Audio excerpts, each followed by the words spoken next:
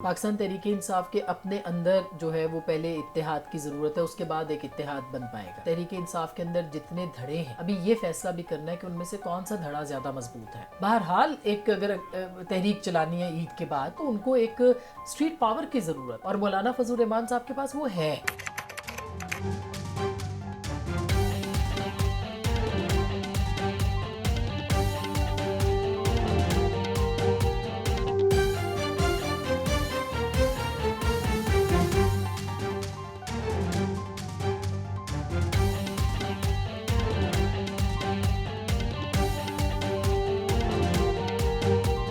عمران خان کی گورنمنٹ کے super star Pervez Khattak, اور عمران خان جتنے مذاکرات کی ٹیبلز پر بیٹھتے تھے، پرویز خٹک جو ہیں وہ کلیدی کردار ادا کرتے تھے۔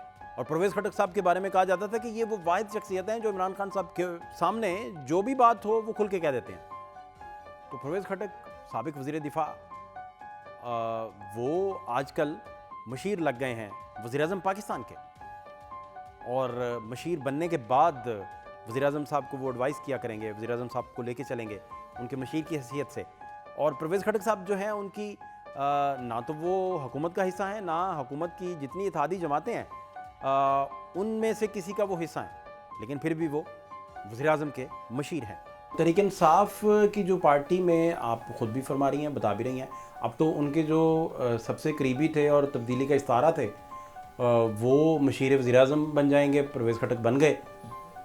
تو تحریک انصاف کے اندر کی ٹوٹ پھوٹ، اس کے اندر کوئی آرگنائزڈ قوت کا کارفرما نہ ہونا، تو پھر یہ اپوزیشن اکٹھ کیسے کامیاب ہوگا، یہ بیل منڈے کیسے چڑھے گی، اس کا آؤٹ کم پھر کیا ہوگا؟ دیکھیں نا، اسی لیے وہ چاہ رہے تھے کہ مولانا فضل الرحمان صاحب کے ساتھ گفتگو ہو۔ پاکستان تحریک انصاف کے اپنے اندر جو ہے وہ پہلے اتحاد کی ضرورت ہے، اس کے بعد ایک اتحاد بن پائے گا۔ اور پاکستان تحریک انصاف کے اندر جتنے دھڑے ہیں، ابھی یہ فیصلہ بھی کرنا ہے کہ ان میں سے کون سا دھڑا زیادہ مضبوط ہے۔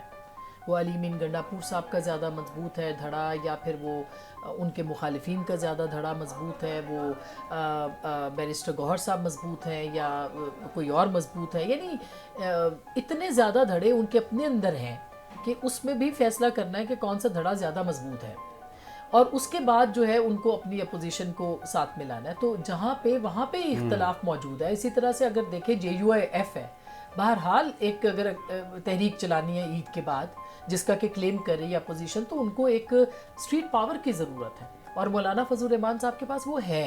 آپ نے ماضی میں بھی دیکھا یہ ووٹ کو عزت دو والا جو بھی سب سلسلہ تھا، اس کے اندر مولانا فضل الرحمان صاحب کے بغیر کیا تھا؟ ان کے ہی لوگ نکلتے تھے، وہی تحریک کو کامیاب بناتے تھے، وہی سڑکوں کے اوپر آتے تھے۔ تو اس وقت جو ہے وہ مولانا کی ضرورت اس لیے ہے اس کٹ کے اندر پاکستان تحریک انصاف کو کہ وہ اسٹریٹ پاور استعمال کر سکے۔